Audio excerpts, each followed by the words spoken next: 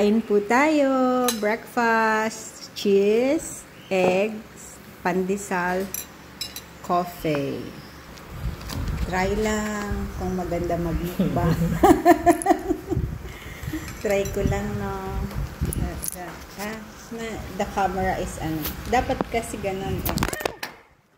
Try ko. Ang camera ko, ano eh. Wait lang ah. Dapat kasi nakikita yung ano. Ay, hindi kita. Wait lang.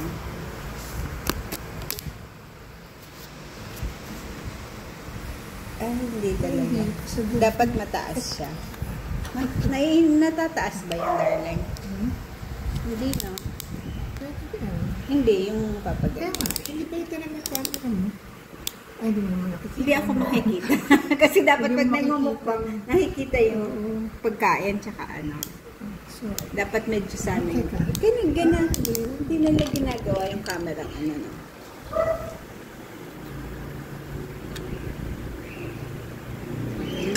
Yummy. Ito. Hirap. Ganun. Wait, yan. Nahilo na. Ano yan yung magnet? Dun sa ano? At magnet to eh. Dapat, yung dilata. First mukbang. Iyan, daddy. Trust me. Give me that. Give me. Oo. Diba sabi sa'yo?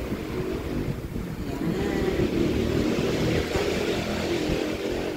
Naka-duster na. oh, ano ka ba? Hindi nga. Ganyan lang ah. Parang kita ako dapat. Ano ka ba, darling? Dapat kita yung pagkain at kita ako. Ito, darling. Minsan. Ayan. Kinig ka dun sa ano? Ba? Ha? Sa yung advice mong pinanood kung paano kumita na mabilis sa pera. Magmukbang tayo. Perfect bite. Cheese with it.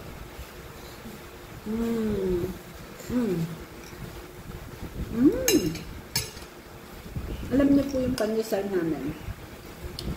Bumibili kami ng 100 pesos. That's 20 pieces. Tama ba, Dad?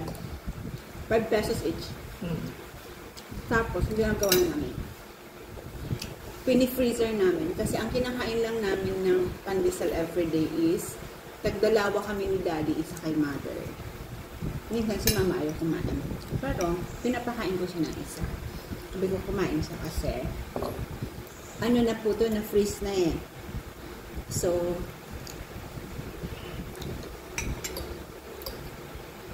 yun. Sabi nila, pagka daw po na-freeze na yung tinapay, pag nireheat mo siya. Sabi si study? According to studies. Internet studies. Internet studies, di ba? Google girl. No, it's yung mga napapanood din lang na yun nga nagsasabi na ang tinapay, pag finish mo, magiging low glycemic siya. Hindi na siya yung mabilis maging ma-absorb ng katawan mo na maging sugar. Kumbaga, slower na siya. Kaya good na siya. Diba? Kasi po, sinasabi nila na pag diabetic ka na, pero hindi po kami diabetic. Pero syempre, pag tumatanda ka na, may time na pag kumain ka ng madami na carbohydrates, talagang nag-i-spike ka na. Yun.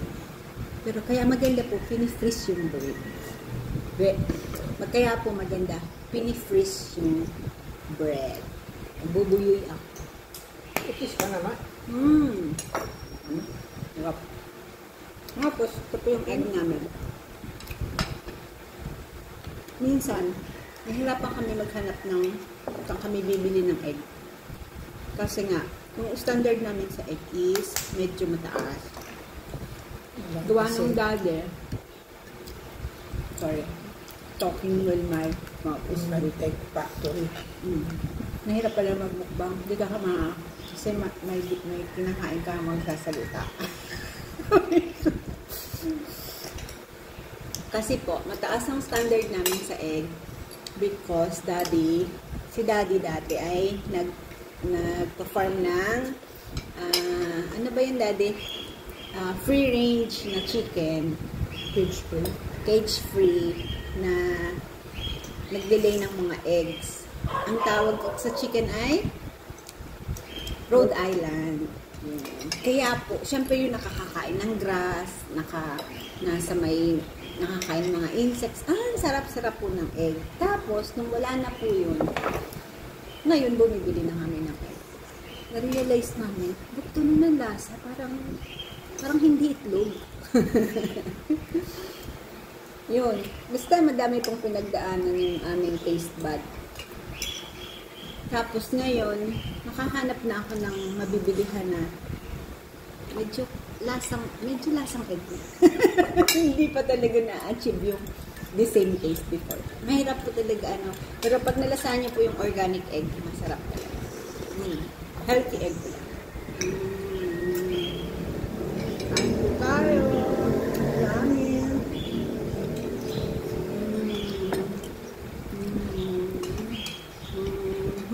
Kabay, inom ng coffee.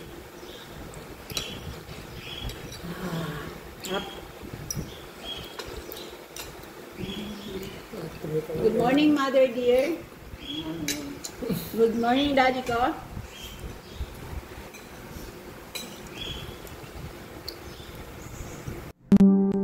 God's presence is not distant. He draws near when we do. The more we surrender our hearts and cleanse our ways, the more clearly we feel His love and direction.